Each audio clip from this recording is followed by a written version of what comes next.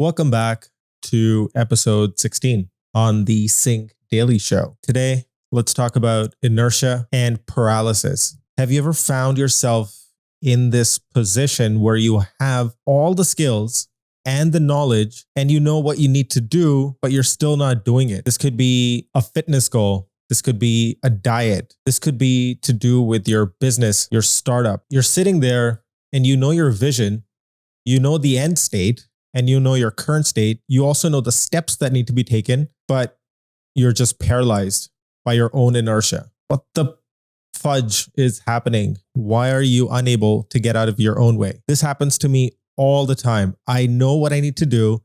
I have the skills. I have the knowledge. I even know the steps that I need to take. I know the end state. I know the current state. It's like in terms of clarity, I have 100% of it. But in terms of action and momentum, zero. I'm literally stuck. This is where the first chapter of this book hits a home run. I wasn't expecting to find the answer in this book, but I had a moment of epiphany while I was reading this book. By the way, these days, I like to have a book by my bedside versus my phone. So right before sleeping, I like to read. And once I wake up in the morning, I shove the book in my face. So instinctively, my brain is being trained to crave a book early in the morning. Even while pooping, I don't take my phone. I just take a book. Back to the point I was making here.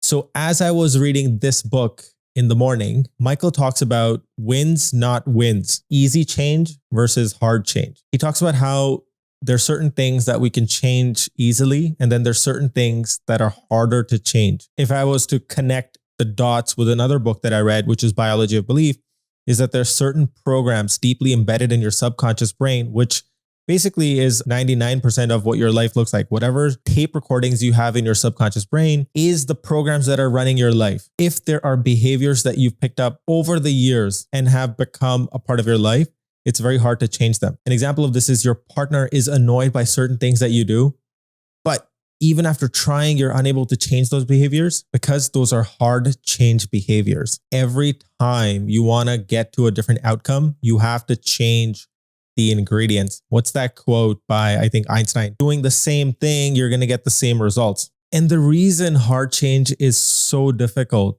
is because everything that you've done up till this point, you have to discard that and start afresh, because whatever you did got you here.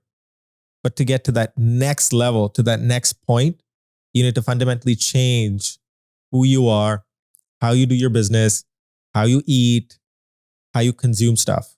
Hard change involves saying no to some of what's worked so far for present you.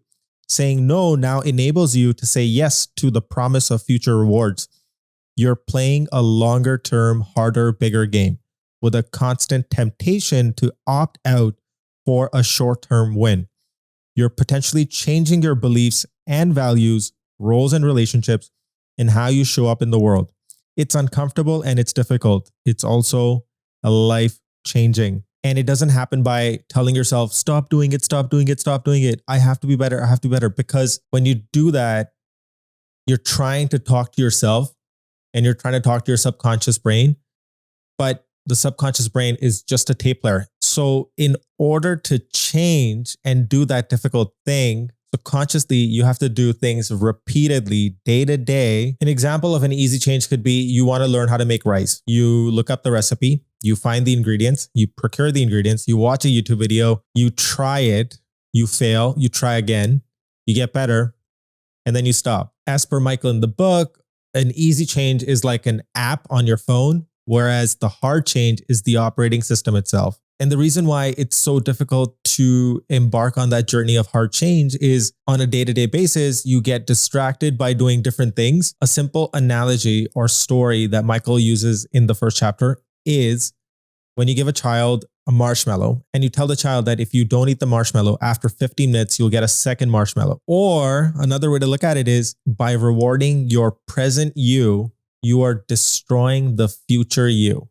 The future opportunities, the future outcomes. So for example, in business, you know that there are certain steps that you need to take, but you're going to constantly be investing your time in useless, frivolous things that are not on your priority list. So although those little things that you're doing on a day-to-day basis are giving you a reward, are giving you a high, but they're not leading to the future you or the future business outcomes that you want or the future goals that you have from a health diet perspective. You know, to be healthy, you have to eat right, you have to exercise, but you're sitting there with a tub of Ben and Jerry's. You're building a product and you know you have to stay focused on that, but you start investing your time in graphic design, visual design, or some other frivolous activity that has nothing to do with the focus that you need to have on the product. Get my drift?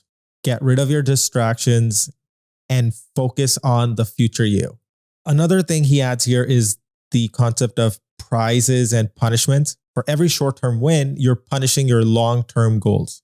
I'll be sharing more stuff from this book, but brilliant insight so far. So next time when you catch yourself in a position where you have the right knowledge, the skills, you know the steps, you have a clear vision, stay on track. Don't let temporary distractions lure you with short-term wins, not wins. Holy shit. This is insane. I'll see you tomorrow.